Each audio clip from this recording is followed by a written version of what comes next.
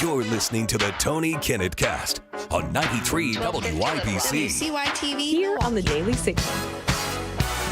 Good evening and welcome to the Tony Kinnett Cast here on the Daily Signal, nationally syndicated first on 93 WIBC.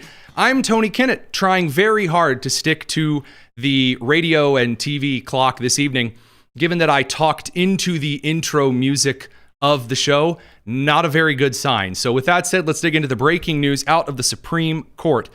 The Supreme Court has ruled today that the Trump administration may hold on to the $4 billion in foreign aid funding as a rescission package, while Congress considers a proposal to cut it. This pauses a lower court order that required the money to be spent by September 30th. So the entire argument from the numerous court cases and left-wing NGOs was that because Congress had applied this foreign aid money to be spent by the president, that he had to spend it in all of these various areas, allotted by Congress. And Trump brought up some interesting problems. Hey, we believe this money might be going to terrorist organizations or organizations that are contributing to the harm of Americans. Additionally, there is a pocket rescission that the White House passed through Congress. So the Congress has passed this little pocket rescission through.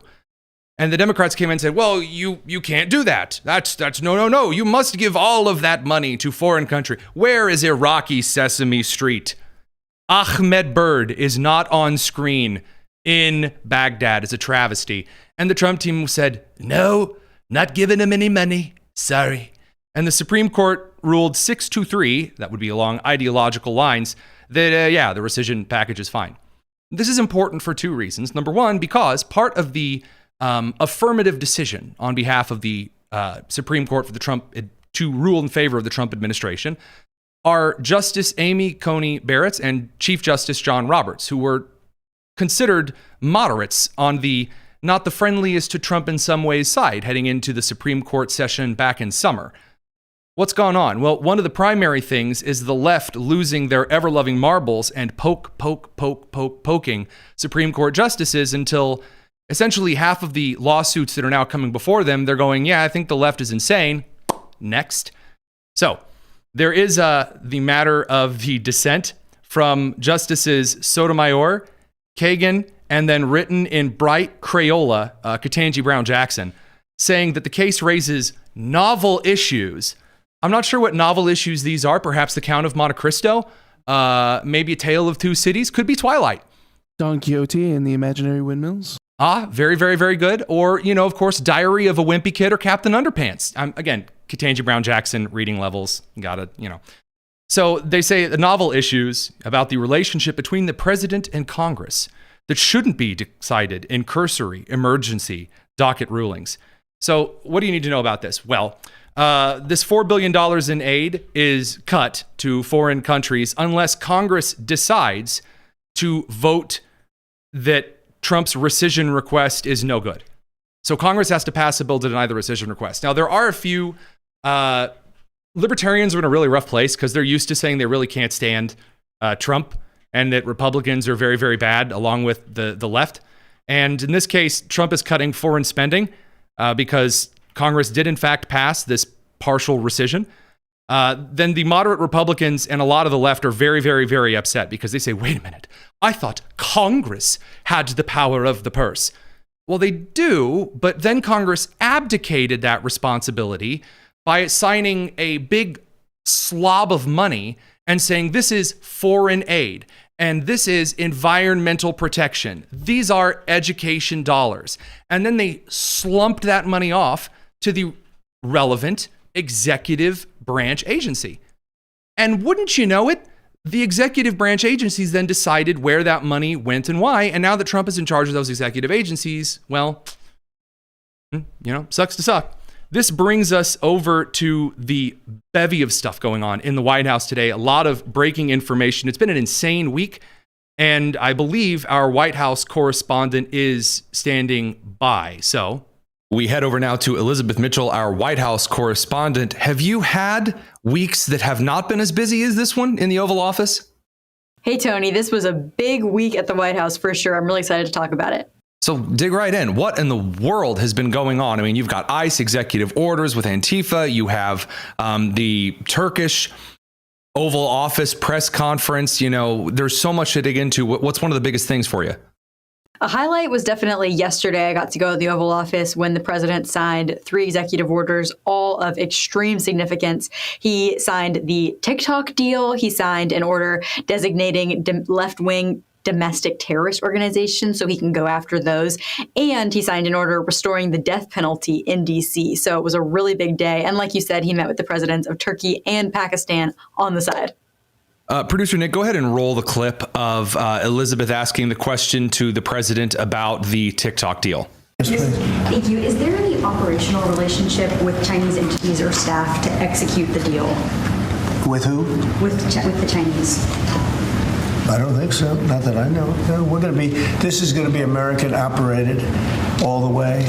And great respect for President Xi, and I very much appreciate that he approved the deal, because to get it done properly, we really needed the support of China and the approval of China. I know there's a lot of controversy on kind of the right in general surrounding this deal. Were you satisfied with the answer from the president? What are you looking for in the next couple of weeks regarding the developments on that story?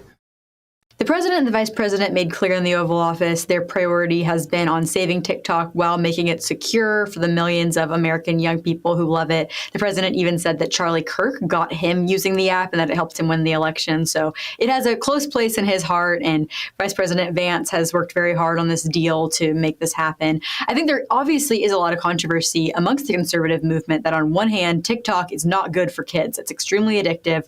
A lot of bad content that radicalizes kids, inappropriate content, various things is on this app. But on the other hand, a lot of people enjoy this app. A lot of small businesses use it to promote their content. And it's something that has been helpful to Republicans in recent elections, though it can go the other way as well. So ultimately, that side of pro-TikTok won out, and they were able to settle this deal after extending the deadline for a ban from Congress 4 times. This was a long-awaited deal, and he said that Americans will have complete control of executing the deal. He told me that. And he said that this app will really be American operated. The Chinese will not be controlling the algorithm. They will not be pushing Chinese propaganda on our young people. So that's very encouraging. So obviously there's a lot of tension in Washington, D.C. right now. Some of it is, of course, very domestic and international. Russia testing U.S. forces over in Alaska, flying things really close to the border. Of course, then you're also seeing the domestic incidents regarding ICE and terror attacks against law enforcement around the country. And then you have the Senate that is throwing all of their weight into, at least on the Democrat side, a government shutdown. I mean, it seems priorities are a little weird here. How is the White House reacting to all of this shutdown nonsense? So the talking point here is that the Democrats will be to blame if the government shuts down because of how dedicated they are to illegal immigrants getting health care.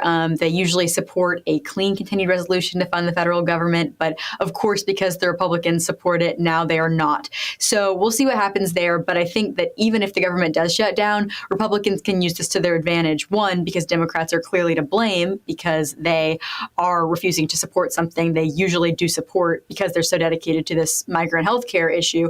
And secondly, because if the government shuts down, the Trump administration will, the Office of Management and Budget under the White House will have the opportunity to choose who is essential, what agencies stay open, who gets to continue working.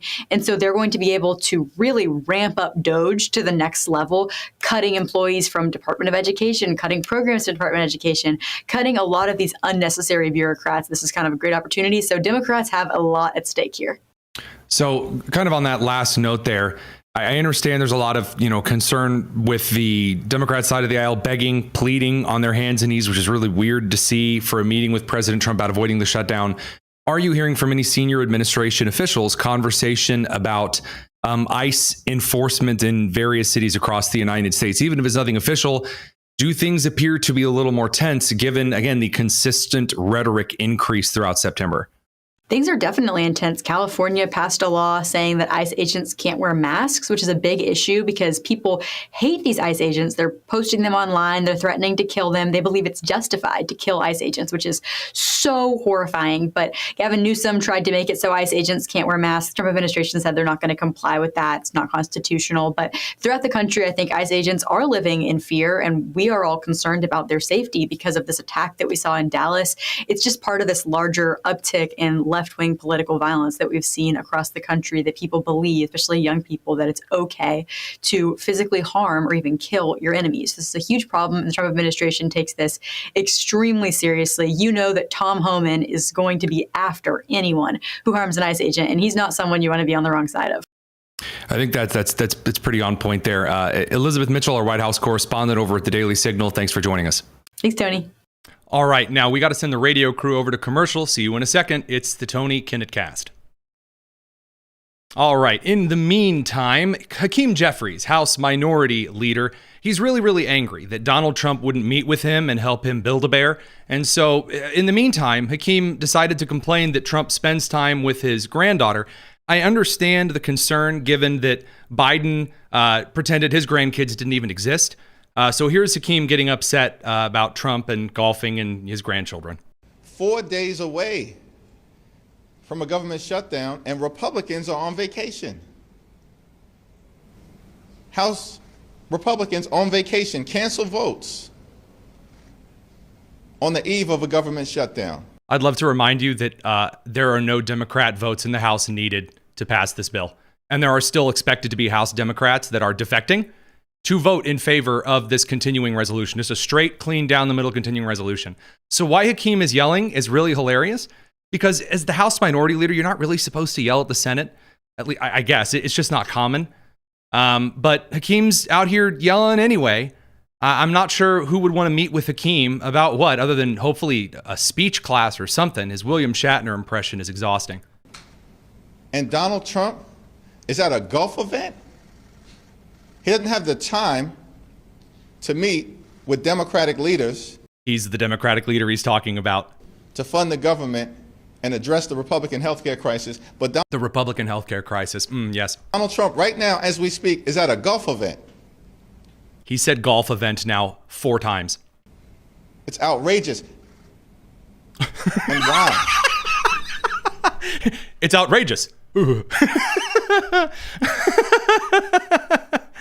I don't know how many times I've seen a grown man get like the pea shivers in the middle of a speech. I think Biden used to have that problem, but I think that was more physiological than anything else. Hakeem, in this case, just best of luck to you. He's not meeting with people named Hakeem and Jeffries.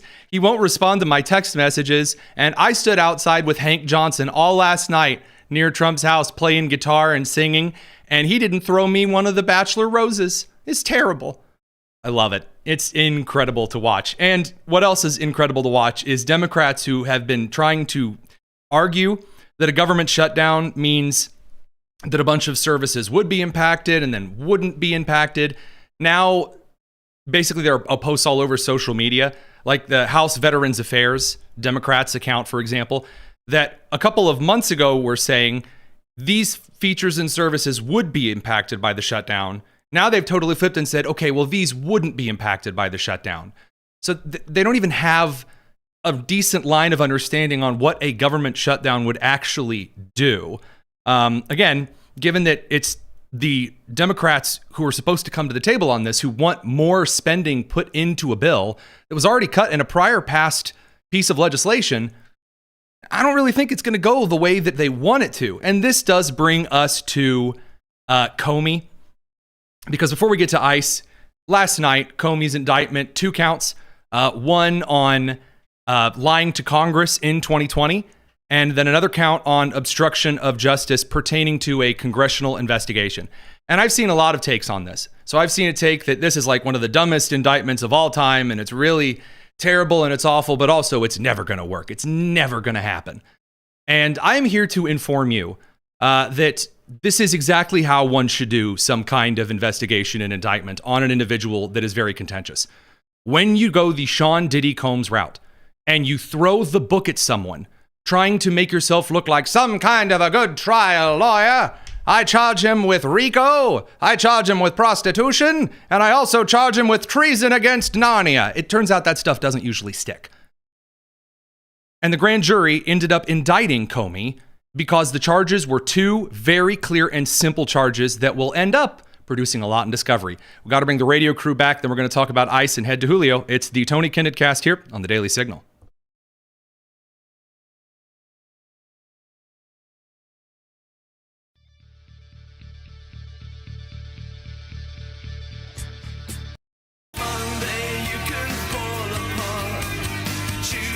This is the Tony Kinnett Cast on 93 WIBC. It's Friday. Welcome back to the Tony Kinnett Cast. We're glad to have you here. The Comey stuff we'll finish up in a little bit here because more important at the moment, there are a series of ICE raids and actions around the country that are meeting different levels of resistance. And again, to be clear, after the series of terror attacks that have occurred against ICE, Border Patrol, and other federal law enforcement, it is clear that there are serious threats at any place in which there is a presence of Antifa or those who have previously tried to block traffic and impede officers.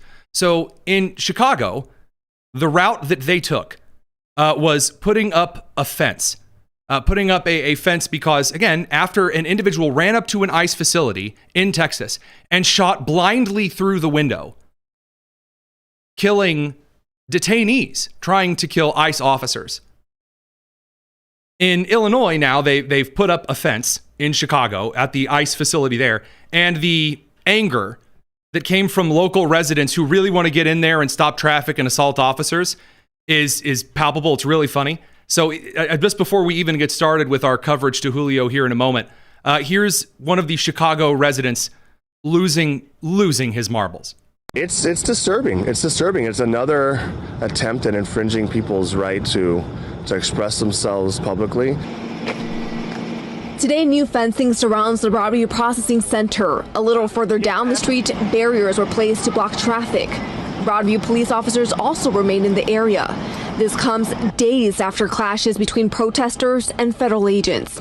Now, what's really funny is that the fence doesn't block the entire road, but there is kind of a roadblock system set up in place. And I've looked at kind of the Google Map view of the area because what comes next is really funny. The local fire department has now, likely at the request of the mayor's office, said that they need the fence taken down because it blocks a road. No, I'm sorry. If there is a situation in which there is a confirmable, direct, obvious threat to federal law enforcement upholding federal law, that is in fact a case where local government is superseded. That is. And by the way, that's outlined in the Constitution. It is upheld through court precedent. In fact, the most brilliant case of the federal government getting to overturn local legislation when it comes to the safety of federal officers, that's Fort Sumter. So, to move on, before we send the radio crew over to a very, very brief commercial break, because we have to kind of coordinate getting Julio on the air at the right time here, there is an individual who was the superintendent in Des Moines, Iowa, who has been arrested by Immigration Customs Enforcement. This story is incredible. It is incredible. U.S. Immigration Customs Enforcement, this is late breaking today, arrested Ian Andre Roberts, age 48, the superintendent of Iowa's largest public school district in Des Moines, during a targeted operation. Roberts, a Guyanese national, he's from Guyana, who overstayed a 1999 student visa. 1999. 26 years he's been in this country overstaying a student visa. Never immigrated. Never went through the legal process. He's just been here. In May of 2024, he faced a deportation order.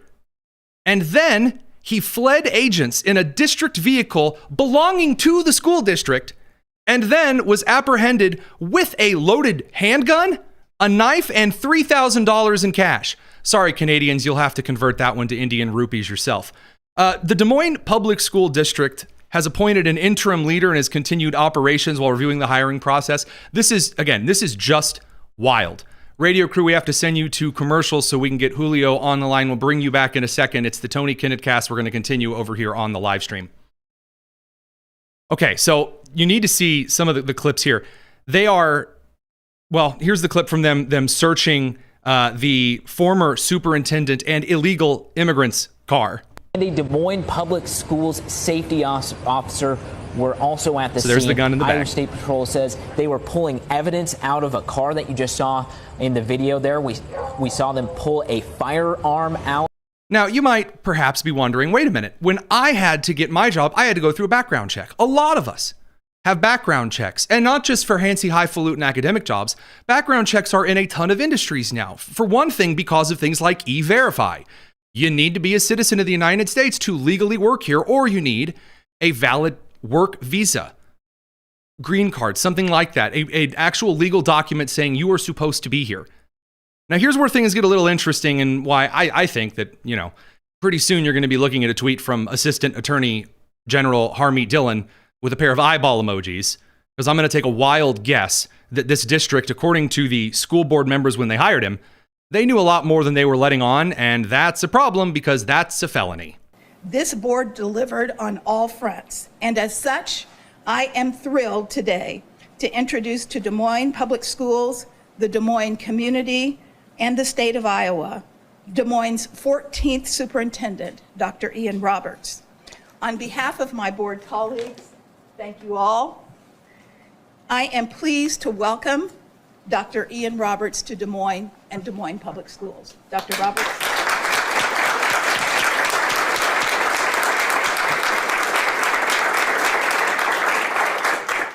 Thank you, Madam President.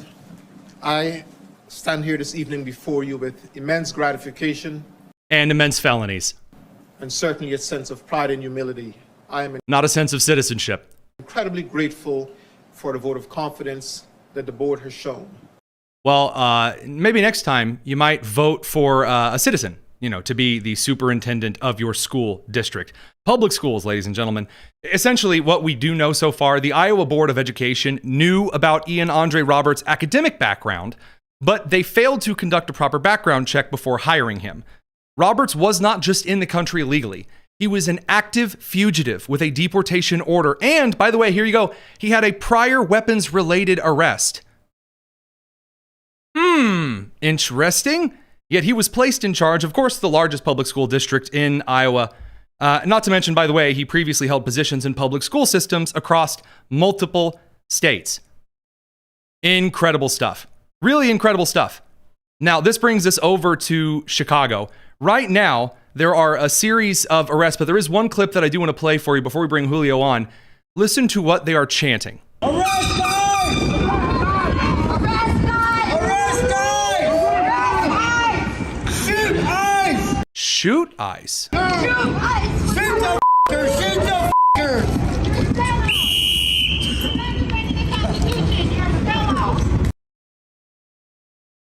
Rhetoric, anyone? Rhetoric, anybody? By the way, that is not a First Amendment right. That's not protesting. When you incite calls for murder, it becomes a riot. When you break the law, it becomes a riot. That is a riot. Say, well, there's not a lot of people there. No. That's not the definition. When a group of individuals begins violating the law, especially through things, again, you are not allowed to say, hey, shoot them, especially not to law enforcement. Stupid. Man, Producer Nick, I can't fathom why they'd want to put up a fence. We got to bring the radio crew in. Don't go anywhere. It's the Tony Kinnett cast here on the Daily Signal. We got to get Julio on the line.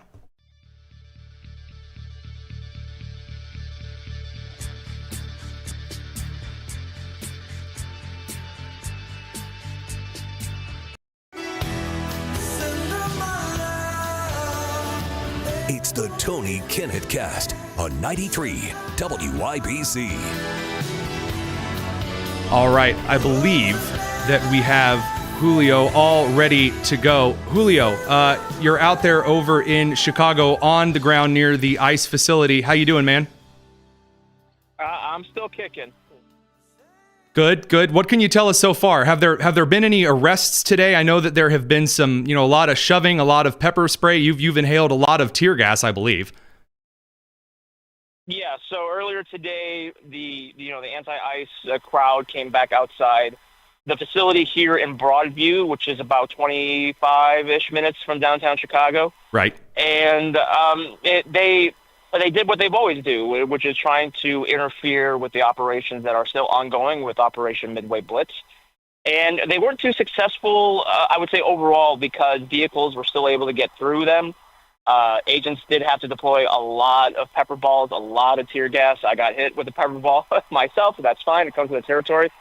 But it just shows that this resistance in sanctuary cities is still very much ongoing. And Tony, I mean, you and I know that it makes it easier for protesters to come out to cause mayhem when the weather is nice. And being a Chicagoland native, it is pretty shocking to see Chicago have still in the upper 80s this late in September.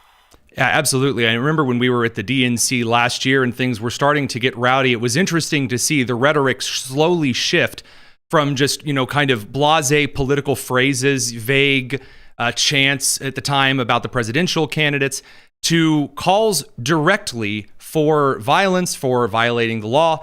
I know that right now there are certain, parts of the street that are blocked off. You were the one who recorded the footage earlier of the individuals saying to shoot ICE. At that moment, when that, again, became an actual crime, calling for violence, did you see officers approach and arrest the guy? I know that, again, as a Marine, tactical awareness kind of thing, keeping your head on a swivel. Did they just kind of note who he was and write it down? What happened to that guy? I am unaware of him being arrested. I do know DHS is aware of the man's comments.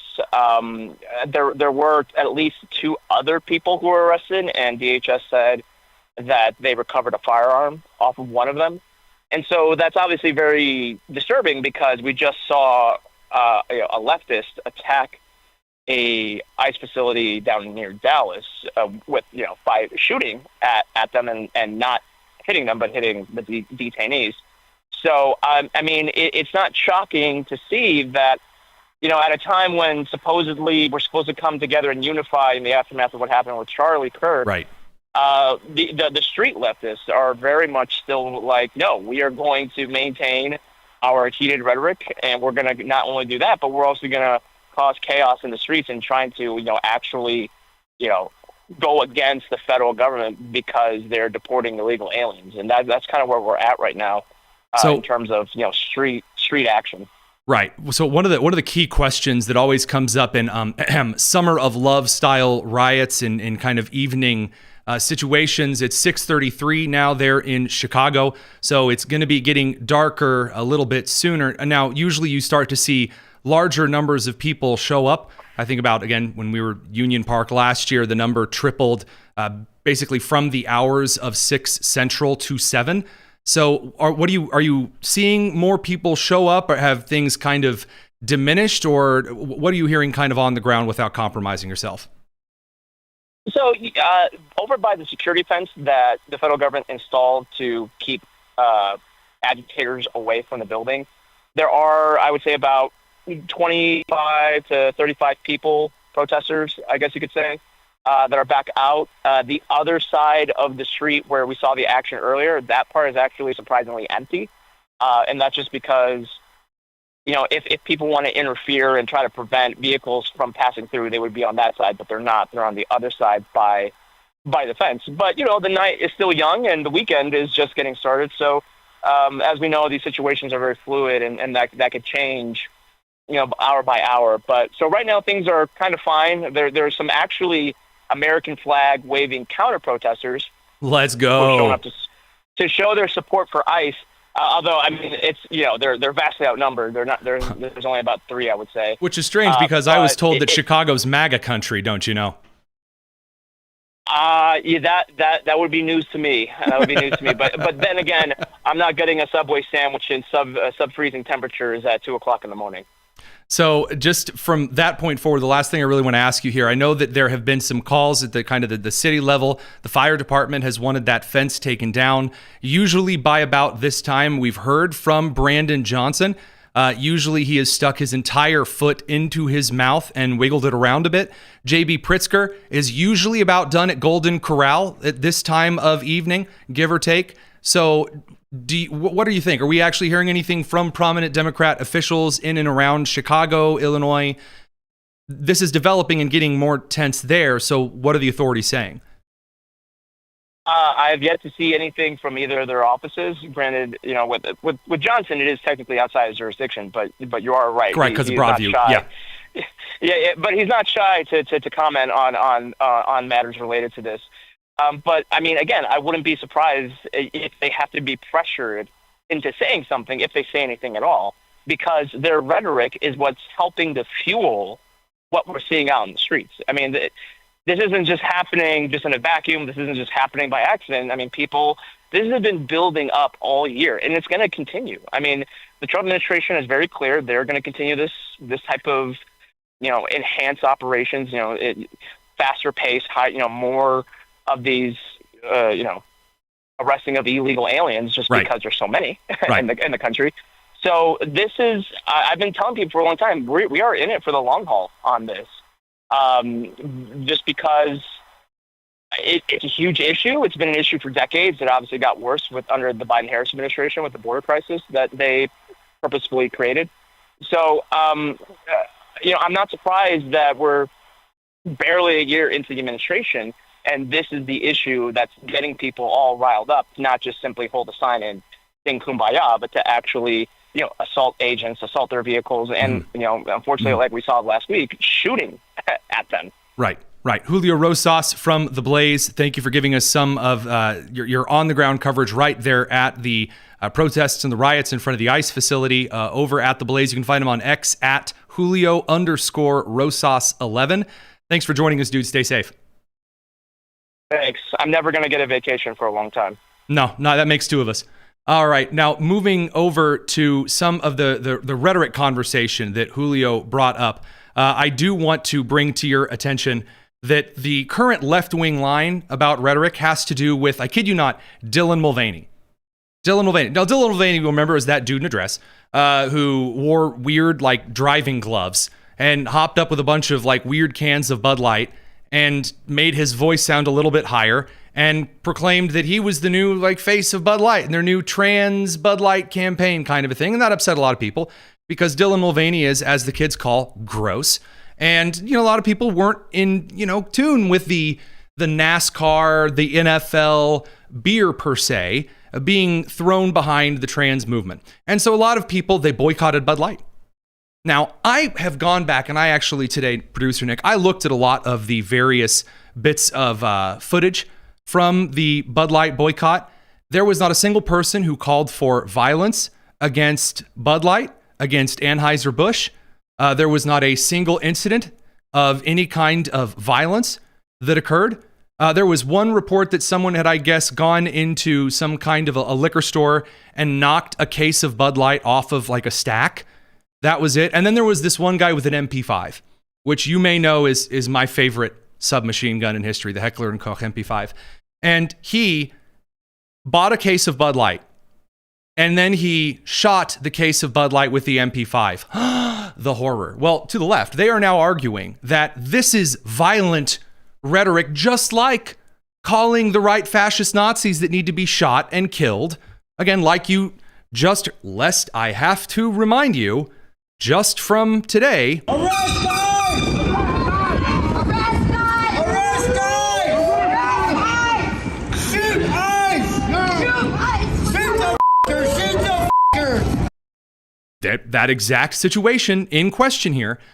I'm just going to remind everyone at home, there was none of that. And by the way, if you think that's kind of like an equivocacy here, as one, we're not going to, call intelligent individual over on X put it, this is how MAGA responded after Bud Light had the audacity to feature a trans influencer in their ads. So spare us your BS about violent rhetoric from the left, J.D. Vance. Tagging J.D. Vance as a left-winger, or even as a right-winger on X, and trying to call him out on something with a lowbrow argument, it's a dangerous game because there's even money, the vice president, who is in fact online, even money that he'll respond. And boy, did he. So he quote tweeted the particular accusation about the MP5 and the Bud Light shooting. He said, "I call upon all of our supporters to stop the violence against innocent beer cans. And I call upon all left-wing radicals to stop inciting violence against innocent people."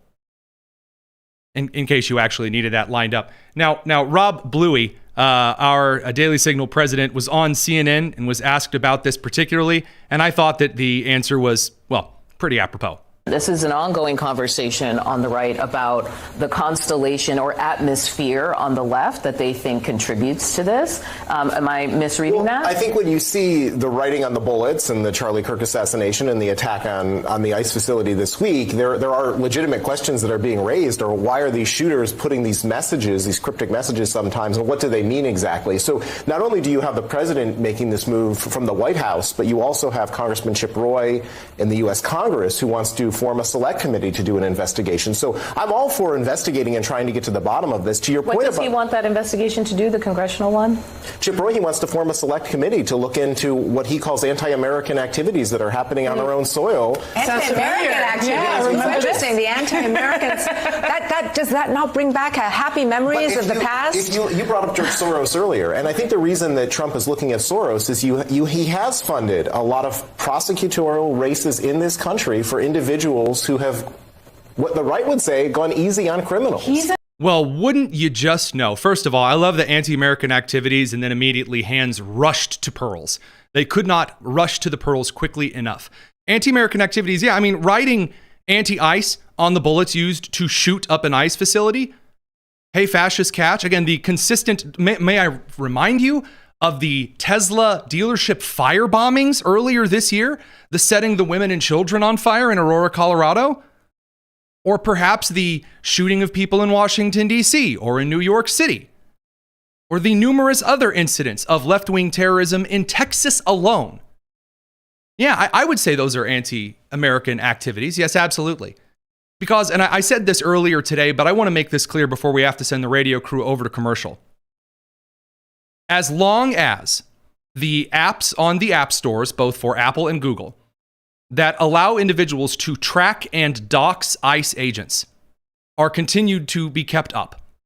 As long as individuals who are directly inciting violence, which is Julio Rosas just said, he wasn't aware that that individual had been arrested yet, are allowed to call for violence, direct inciting violence, there will be additional terror attacks. There will be.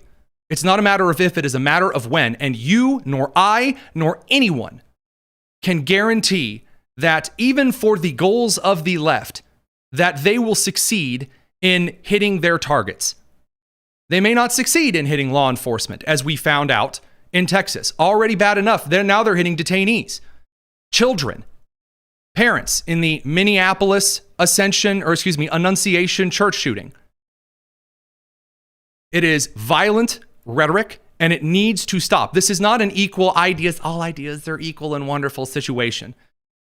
And absolutely, Congress should form a select committee. And absolutely, by the way, if they can throw 100 people in jail 15 days after the January 6th riot, man, they could very likely at least get a couple dozen in, openly calling for the deaths of law enforcement officers and half of the country. Radio crew will send you to the commercial. We're going to look at some of the examples of what I just mentioned over here on the live stream. It's the Tony Kinnett Cast here on the Daily Signal. Now, over in, the realm of really stupid, awful, terrible rhetoric and really awful, terrible people, you now have Democrats that are openly running for Congress, that are essentially running on the platform of making fun of people like Charlie Kirk, who was shot on a college campus in front of people for the great crime of practicing First Amendment speech in the United States. And we'll get to that in a second, but there is one that I wanted to talk. So Rob Bluey, in that CNN clip, mentioned the George Soros-backed individuals light on crime. Well, here's an example from today. George Soros-backed Florida State Attorney Monique Worrell told a press conference today that a man masturbating in front of children at a park will not be charged. They're letting him off the hook.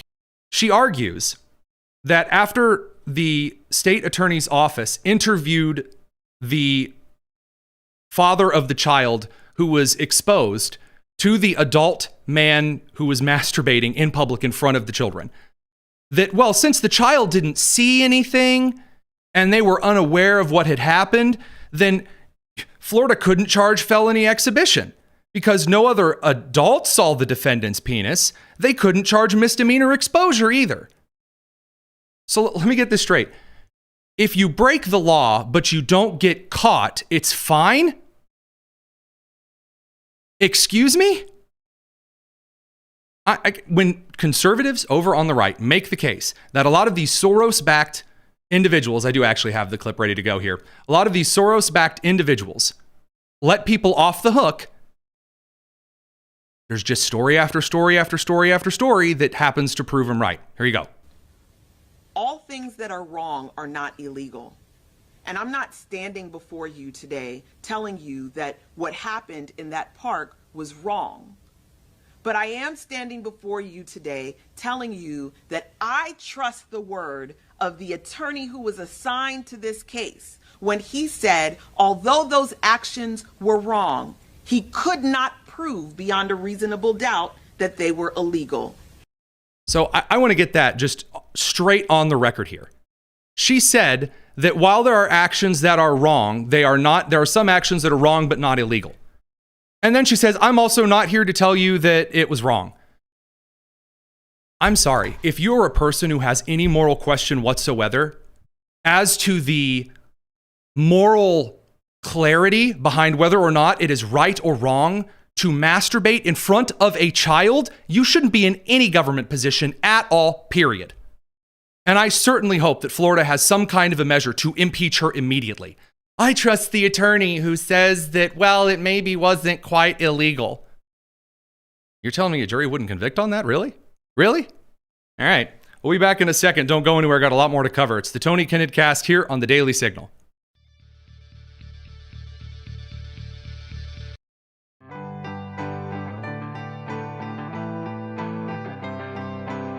It's the Tony Kinnett Cast on 93 WIPC. Closing time. There's a couple of other incredible stories from today that you need to be aware of. I did promise that we would come back to James Comey.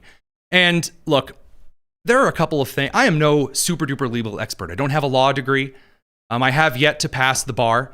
But there are a couple of things that, as a broadcaster, and as an individual who has been around a lawsuit or two, there are a couple of things that the average American adult knows when you are involved with a lawsuit. If you are sued, you are arrested, you are indicted, step number one, shut your mouth. Don't talk, don't speak. Former FBI Director James Comey indicted on 2 counts by a grand jury, not by Pam Bondi, not by Donald Trump. A grand jury agreed these are, in fact, indict-worthy offenses, and he is indicted on both of those felony counts. So what does James Comey sprint to do? Well, the same thing that the Instagram hoe always does. He rushes to get on camera. So when he's not arranging seashells on the beach, which is a joke that has been beat to death today, he's also making little videos right after he's indicted where he says things that could really screw him over in the trial. My family and I have known for years that there are costs to standing up to Donald Trump, but we couldn't imagine ourselves living any other way. We will not live on our knees, and you shouldn't either. Somebody that I love dearly recently said that fear is the tool of a tyrant, and she's right. That is the gayest thing I have heard in my entire life. Someone that I love recently said, licking doorknobs on other planets is illegal. And you know what? She's right. And that crackhead outside the Speedway gas station then said that the Jews are poisoning Powerade. I didn't know what to do with that, but I'm still making this video. But I'm not afraid. And I hope you're not either. I hope instead you are engaged. You are paying attention. I'm actually married, but thanks for asking. And you will vote like your beloved country depends upon it, which it does. My heart is broken for the Department of Justice But I have great confidence in the federal judicial system, and I'm innocent. So let's have a trial and keep the faith. Okay, so I will remind you that one of the things that the left is currently arguing for is that this case should be thrown out, that it's not even relevant. It's 5 years ago. Who cares if he's on video lying to Congress? Who cares if he's on video saying something completely different elsewhere? Who cares if all of these memos bear James Comey's signature? Who cares if there was an actual specific person at the DOJ whose job was to leak crap to the New York Times? Who cares about all that? It's 5 years ago. The judge should just throw out the case. Just throw it out. Well, James Comey finished his video by saying, let's have a trial. If you are involved in a lawsuit, if you are being sued, if you are doing the suing, if you are indicted, if you are charged, if you are arrested, if you are brought in for questioning on spurious situations, do not speak without your attorney present. Don't open your mouth, and dear sweet Lord in heaven, do not record a video of yourself. And the intelligence of James Comey is right up there with the great Jasmine Crockett of Dallas. Well, speaking of blistering intelligence here, by the way, I did mention that there are Democrats out there that are ranting about how this was 5 years ago and forget it. Like Ken Delanian from the MSNBC legal analyst crew, he says, quote, the filing of felony charges based on a 5-year-old statement to Congress against a man whom Trump has identified as one of his chief political enemies underscores the extent to which Trump has shattered the post-Watergate norm. Guys, comparing things to Watergate ain't going to work. Half of the voting electorate at this point has no idea what Watergate is. And of the half that do know what Watergate is, a huge portion of the country now believes that Nixon was screwed over out of the presidency and Watergate was a sham in large part. So whoever you're reaching to here, it's like Biden getting up and going, boy, when I'd go down and get 2 nickels for a quarter, I'd eat a wallet before every game. And you'd be like, who are you talking to, old man? This is the same kind of thing. But I will point out that it's rather interesting to hear Democrats say, that was 5 years ago. Why are you still so obsessed with this? Because every single conversation from the left side of the aisle in the last 5 years has been entirely built upon the January 6th protests and riots, of which now, according to a report by John Solomon at Just the News, there were 275 FBI agents among. Now, I've seen a lot of fact checkers come out and try to say, well, those weren't undercover agents or plainclothes agents. They were just among law enforcement. Well, see, the problem is, kids, we actually have photos of the law enforcement that were present that day too. And there are not 275 guys in FBI jackets there on the ground there. So, no. Receipts always do, in fact, come due. Individuals do, in fact, eventually gain the reputation that they deserve. But Pete Buttigieg, he's very torn up about this. Pete Buttigieg, known for 3 very important things. Number 1, being a really awful mayor of South Bend, Indiana. Number 2, being rejected as Kamala Harris' vice presidential pick because he was, according to her, too gay. And number 3, Pete Buttigieg was given $8 billion and built like 7 charging stations for electric vehicles. So Pete Buttigieg, he's all fired up about this. Hey, it's Pete. I'm on the road again. I want to take a minute to be very clear about what is happening with this Comey indictment. The president has taken federal law enforcement, whose real job is to protect our families and communities from criminals, predators, and terrorists, and instead he's redirected them to do his bidding. His bidding? Oh, do tell, Pete. In an act of personal revenge. In an act of personal revenge? Did Trump, go on TV in 2021 and say the former president needs to be investigated immediately? And then Trump, sent FBI agents to raid Comey's wife's underwear drawer? Is that what happened? Having a president picking out people as targets for prosecution isn't law and order, it's abuse. And every day this continues, America becomes a more dangerous place for everyone. Every day this continues, more dangerous place for everyone. So everyone needs to speak up, from left, right, and center, and put political pressure on the president's enablers, the ones who know better, especially in Congress. Oh, I see. He's running for president. And I love that whenever you hear from left, right, and center, you need to speak up. To who? To Congress. Oh, okay. Yes. Hello, Representative Shreve of the 6th Congressional in Indiana.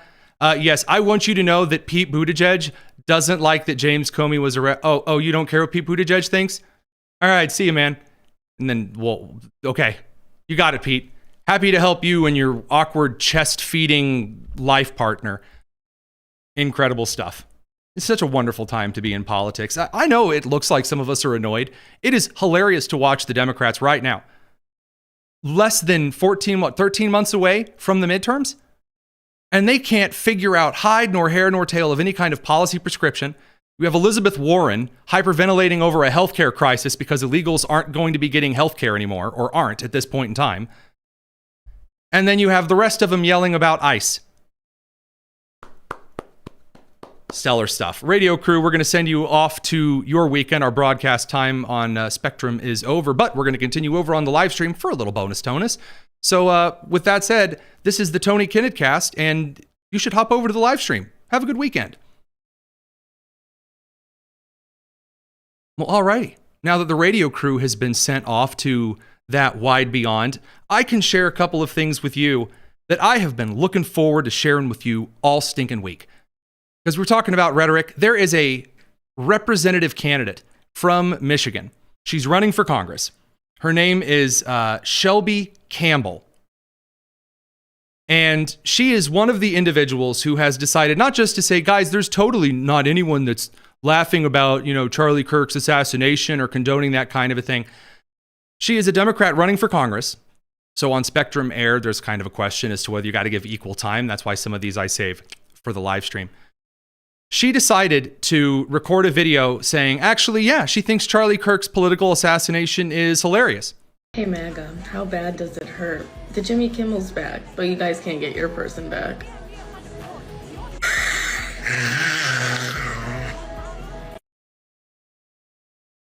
How does it feel that Jimmy Kimmel's back, but you can't get your guy back? Well, that's a really disgusting thing to say. Whether or not I can play the correct clips in order, I have a lot of flaws. But I have certainly never laughed. For example, after Ruth Bader Ginsburg, a woman whose court decisions, I thought, set liberties and freedoms in this country back quite a bit and increased the reach of the authoritarian state. I did not like her as a Supreme Court justice. But when she died, I don't recall Republicans getting out there and making videos doubling over laughing and saying, hey, we still have our Supreme Court justices. I didn't see any of that. And she was called out. There was quite an outrage over this. So she did what the least intelligent people running for office do. She doubles down. Hi, Michiganders, specifically Detroiters. Do you guys care? I'm so sorry. Producer Nick, can I just get one thing in here real quick? Can we stop putting ERS or Alinos after all of the different cities in the country that we have to talk about? I have never called people from Indianapolis, okay, Indianapolis or Indianapolistas. All right, Muncie Gustas. I've never done any of that crap. What's up, St. Louis Stanivanians? No, stop it. There is no Detroit community except when they play that one Eminem video or an old car manufacturing video once a year. Most of Detroit, they don't speak to each other. By the way, do you know who told me that? People in Detroit. Mostly Detroiters. And the reason I'm making fun of how she calls out to Michiganders and Detroiters, Michiganders I don't have as much a problem with. By the end of the video, she's not calling her supporters Michiganders or Detroiters. That Charlie Kirk has passed away? Yeah, I didn't think so because my district is primarily black people. And Charlie Kirk said awful things about black people. So, no, I think my district will like me because I advocate for them as a white person. So. Then she flips off the camera. Okay, cool tips at home here. You know what really isn't endearing? Going, hi, I'm Tony Kinnett. I'm running for Congress. And I know that all of the Japanese people in my district will like me because I put a picture of Kyoto on my wall. And we all know what one thing Japanese people like, Kyoto. Here it is. Vote for me. People in community groups First of all, even if all black people from Detroit were part of like a unilateral specific community, which they're absolutely not, and not even in the traditional inner city black American community sense, like you might find in Atlanta or Chicago or St. Louis or Memphis. In this particular instance, just saying, you know what? People are going to like me because I'm a white girl who laughs at people because I think they made fun of black people, even though Charlie didn't. They never play any footage. She's going to go forward with this. Now, this is in Shri Tanadar's district. You may remember him from every comedy or sitcom in which there's a car salesman. His cheesy grin and totally super duper fake wig. That's who he's running against in the primary is Chuckles over here. I'm honestly considering running up to Detroit and running as a Democrat in the primary just so that neither of them are elected. Given that we had, Representative John James, who's close by there, I believe right now he's getting ready for some pretty cool gubernatorial stuff. God bless you if either one of these individuals makes it up the chain into Congress, because yikes. All right, last but not least, almost last but not least, there is a video of some left-wing influencers who are now upgrading their next stage of the protest, which is they're sitting for the national anthem at baseball games and football games, and then they're recording themselves doing that.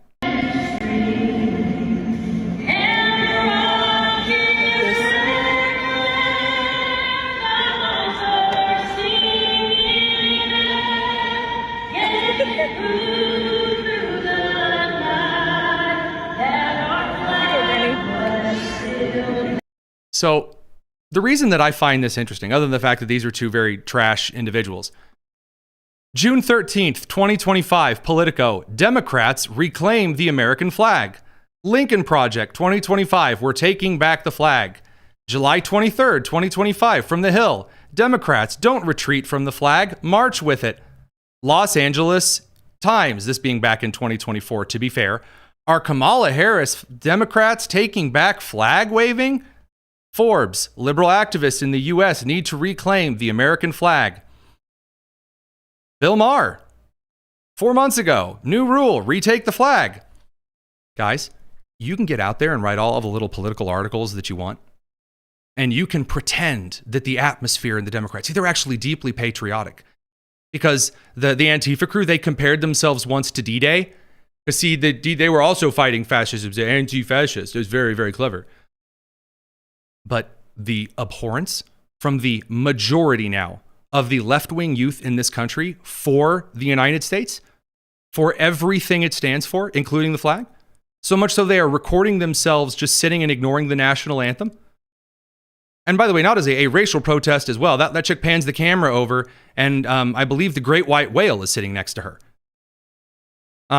So after security reached for their harpoon, we don't really know what happened afterward. But just as a hot tip for all of you kids out there and maybe getting involved in some political writing and stuff, personally, I wouldn't, record myself sitting for the American flag, because that doesn't rally leftists. It just upsets independents and moderates. Again, one of the important things that Democrats will have to learn if they are going to survive the midterms at all. Right now, by the way, according to the polling averages, the direct polling averages on every single average, Democrats are only up on Republicans in the general congressional ballot a point. A year before midterms, that is nuclear territory for the opposition party. The opposition party in the first year of an administration should be up 5, 10, 15 congressional points in the generic ballot. And in some of these districts, right now you have the New York Republican and Democrat in their gubernatorial race. They're now neck and neck. Winsome Sears and Abigail Spanberger, the CIA LGBTQ plus 2IA advocate lady, they're getting a lot closer in the polls in Virginia. All over the country, a lot of these Democrat campaigns are floundering. And today I had the opportunity to sit across a guy named Malley, who was I believe the North Carolina program director for Kamala Harris, one of Kamala Harris' campaign's leaders in North Carolina. And I was asked about the New Jersey, I did say New Jersey, not New York earlier, right? Did I say New York or Jersey? New Jersey, hot dog. Okay. In the New Jersey gubernatorial race, I was asked, hey, what do you think about this race? Does the Republican have a shot? What do you think about the Naval Academy cheating scandal? What do you think about these things? And I answered the question. And then Kelly, the host, threw the question over to my co-panelist, the Democratic strategist, who then proceeded to all but read the only line I'm hearing from Democrats right now when they're asked a question they don't want to answer. Well, I don't know about this race, but there people in the country are mad at Donald Trump and the big, bad, stinky, no good B.O. bill. And it is unpopular and Americans don't like it. And that will drag down Republican races. Drink your Ovaltine. It was so awkward to listen to the same pre-typed, pre-written talking points delivered. The Democrats have nothing. They got nothing. When you have Elizabeth Warren shaking her phone in the car aggressively like a Yorkie in traction, just, I mean, it's not really displaying confidence. There's no set policy standard going forward. There's no identity movement moving forward. Right now, you have the progressive wing going to war with the corporatist wing. AOC might be getting ready to primary Chuck Schumer. She might just skip that and go straight for the presidential primary in a couple of years here. It's wild to see. So close. Again, we are now in the point where a lot of people are announcing their retirements, their sayonaras, they're heading out to pasture. Some of them that have been in Congress since the Civil War. And the Democrats have nothing in place to replace them. Name one Democrat House candidate that has announced they're running for election that is running to take a seat. Who can you name? One of them. Anything about them personally? Anyone that you might think would join the squad? The only one that I can think of, or two of them perhaps, right now there's a former journalist that got planted on her butt in Chicago by an ICE agent. And the other one is on camera laughing about Charlie Kirk getting shot because she thinks black people think that's funny or whatever. Yikes. Yikes. It doesn't really showcase a high level of confidence. You know, I'm just kind of hoping that over the next couple of months, what we see from Republicans is, again, considerably specific policy. The Trump administration, the GDP, is being revised month to month higher than previously expected. And at this point, there does not appear to be any effects of the tariffs on inflation. For whatever reasons those may be, that's excellent. That is excellent. That, in fact, produces the prescriptions, the bedrock for a recovering economy, which if it starts to really pick up steam by the time we get to the midterms, and there are no major, huge policy changes, which for Trump on the economy is really not likely at this point, well, then I'm not really seeing the big hammer the Democrats are going to swing at Trump. And my evidence for this, all of the Democrat strategists that I have watched, and because I do my research before I do interviews, have said that, well, Donald Trump sent out mean tweets to Pam Bondi once about a week and a half ago, and Americans really don't like that. That's terrible. How could Trump just go out and indict Comey like that? Guys, a grand jury indicted Comey. And unless you're going to make the claim that Biden, who openly called for Merrick Garland, his attorney general, to go after Trump, and then Merrick Garland and Jack Smith ended up in coordination going after Trump. And then on the other hand, you're saying, well, a grand jury is what? Like all of the members of the grand jury are secretly working together with the Department of Justice as employees to indict him? I don't think that's going to play. I mean, even C-SPAN of all places, on the Washington Journal, I believe, their Washington show, they had a moment over the last week in which a Democrat called in, and I say Democrat called in because on C-SPAN, you have to actually state what party you're representing when you call in here, and started to say, well, Comey did everything by the book, and it's actually the host on C-SPAN who says, no, Comey's not pure as the driven snow. David in Maryland, Democratic caller. Hi, David. Hello, how are you? Thank you for having me on. I think that, Comey, his record speaks for itself. He was a very honorable man who served this country. He did everything by the book. I think he was the prime example of someone you want to direct the FBI. Currently we have Kash Patel, who I think is a complete idiot. He's sick. He's a sick man in that position and unqualified. And for Trump to go after Comey at this point is very obvious, the trail that led up to this and his feelings about Comey. And the only mistake Comey ever made was getting involved with Trump. Well, David, how do you respond to this? This is the Associated Press back in 2019. According to Inspector General Watchdog, Comey violated FBI policies in handling of memos. And this is what the Inspector General found. Oh, dude, we need a camera that goes over my shoulder that reads my political screen or my computer screen. Maybe that would be a really bad idea, though. All right, he's nodding yes. Okay, maybe we won't do that. When you get fact-checked, hey, this watchdog to the Associated Press, notable far right-wing press publication, the Associated Press, notes that Comey did not do things by the book. The difference in this entire situation is that there were essentially a class of individuals who might commit certain crimes that are, again, legally like on the book crimes.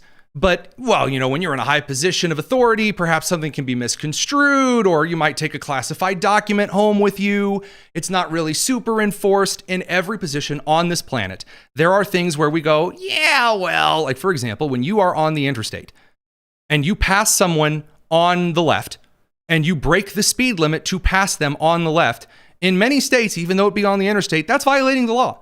But if you are passing to keep the flow of traffic moving, law enforcement might look at you and go, necessary or couldn't be helped. You've ever accidentally run a stop sign or a stoplight? There's a Newcastle sheriff in Indiana who I will forever be indebted to for watching me run a red light. And then after watching my face be mortified, realizing I ran a red light in front of a cop, he just went, because it was like 2 a.m. and there wasn't a lot of traffic. But in this case, regarding the federal level stuff, there was kind of an understanding that you don't do a lot of those shenanigans. And then the Obama administration openly spied on the Trump campaign and accused him of direct collaboration with Vladimir Putin in order to win the 2016 election. When the intelligence community actually assessed, in all reality, that Russia sat on information that would have destroyed Hillary Clinton, that she was a rampant emotional, I know, shocker, Hillary Clinton, a rampant emotional, who was taking tranquilizers, popping them like Quaaludes in the 80s. Didn't say anything. Sorry, my production team is essentially saying you told Comey to plead the fifth and shut up, but yet you admit to breaking the law live on air. Well, I'm sure that this tape will be brought up before my hearing if I'm ever appointed to any cabinet positions. But in short summary, though, when the Biden administration, the Obama administration, chose to directly prosecute and indict, again, in Trump's first term, essentially a lot of it was like, let bygones be bygones. Sure, they did a lot of gross stuff, but we're just kind of going to let it go because we're going to move forward. Biden then steps into office, and then Merrick Garland, super butthurt over not being able to be the Supreme Court justice he wanted to be, now as the temporary sort of attorney general, then used that to go after Trump and his allies. And you had people like Steve Bannon being thrown into prison for contempt of Congress, which people haven't been thrown into prison for like a century. You had federal laws being broken into 32 separate parts and tried at the state level, which had never been done before. You had Jean Carroll, you had the statutory limit on her situation, her lawsuit against Trump, completely thrown out, a brand new statute of limitations written just for that case. To argue that, well, yeah, sure, the statute of limitations has been dropped, but this lady who says that she only wants to hurt Trump and that she'll do anything to hurt him, well, when he says, I think Jean's lying, see, that's actually abuse, and that makes him liable for saying bad things about a rape that he's outside of statute of limitations to be tried on, and that her story's changed like 6 times on. So when Trump got back in office and said, look at all of these cases of mortgage fraud. Look at all of these cases of lying before Congress on videotape under oath, directly confirmable.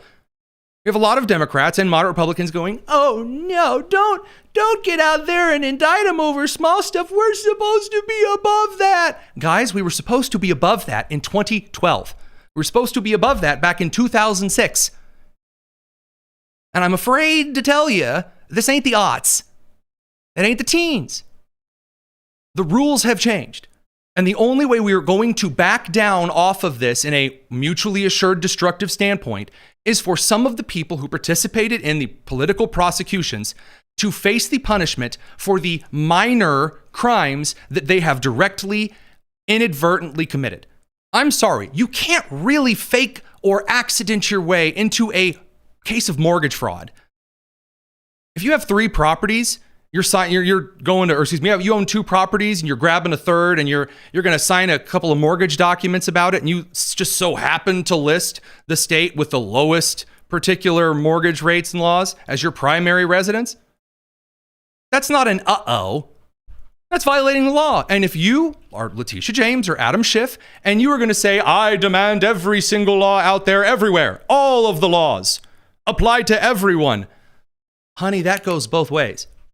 It goes both ways. And for those saying Trump doesn't need bygones be bygones,